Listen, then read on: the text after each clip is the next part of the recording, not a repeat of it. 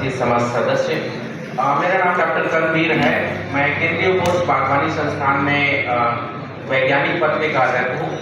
हमारा जो संस्थान है मेजर मैंगो, गुआवा, बनाना, जामुन और बेल, आंवला में मेजर रिसर्च करता है, जिसमें कि good agriculture practices, variety development और उसके वैल्यू एडेड प्रोडक्ट्स कैसे बनाए जाते हैं और क्या उनमें एक्सपोर्ट पोटेंशियल है, इन सब चीज़ों पे हमारा संस्थान काम करता है। इसी संदर्भ में क्या जो गुड एग्रीकल्चर प्रैक्टिसेस हैं, अच्छी कृषि संक्रियाएं हैं, जिससे कि हम अपने प्रोडक्ट को अच्छा बना सकते हैं, हम अपने उत्पाद को बेहतर बना सकते हैं, जिसमें क्वालिटी हो, प्रोडक्शन हो अच्छा, और वो एक्सपोर्ट के लिए विदेशों में और हमारे डोमेस्टिक मार्केट में कहीं ना कहीं उसको भेजा जा सके।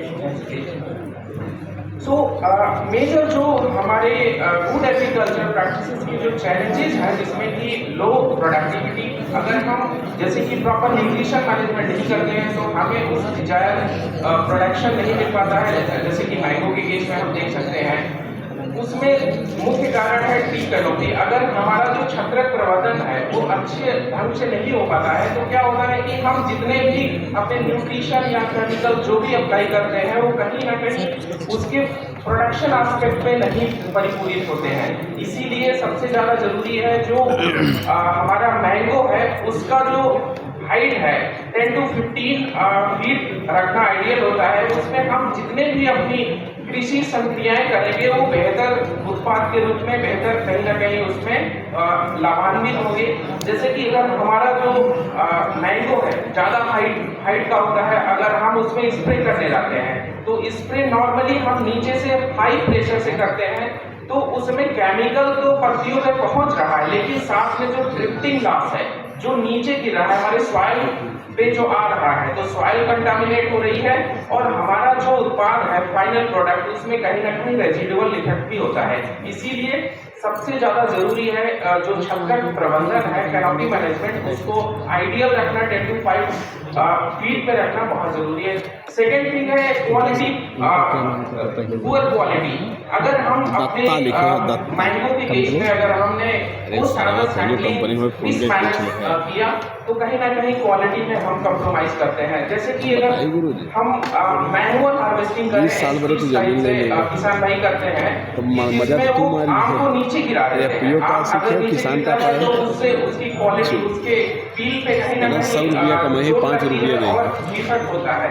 इसीलिए हार्वेस्टर का यूज करके हमें उसको हार्वेस्टिंग करनी है। साथ ही साथ उसमें आज मीटिंग एक्सपोर्ट में वैज्ञानिक जो स्टॉक होता है वो भी मस्त होना चाहिए, जरूरी होना चाहिए। जैसे कि आप अगर उसको हार्वेस्ट करके डीसैपिंग करें तो सारे सैप परफेक्टली उसमें से वॉश आउट हो जाए और हमारा जो आम है वो neat and clean without any injury इस टाइप से रहेगा।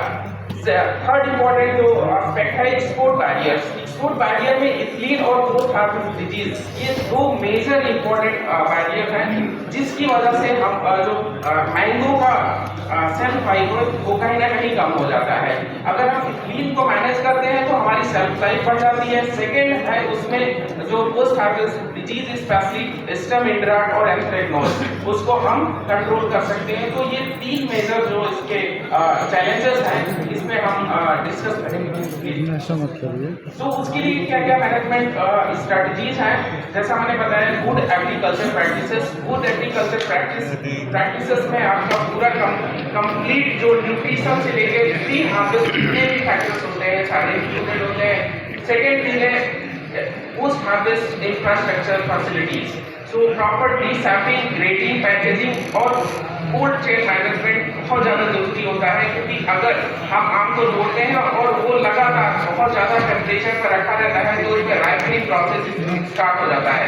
राइपनिंग प्रोसेस स्टार्ट होने की वजह से उसकी सेल्फ लाइफ कम हो जाती है, तो हम उसको लंबे दूरी की किसी भी मार्केट में या चाहे डोमेस्टिक हो चाहे इंटरनेशनल हो वहाँ पर नहीं भेज पाएंगे।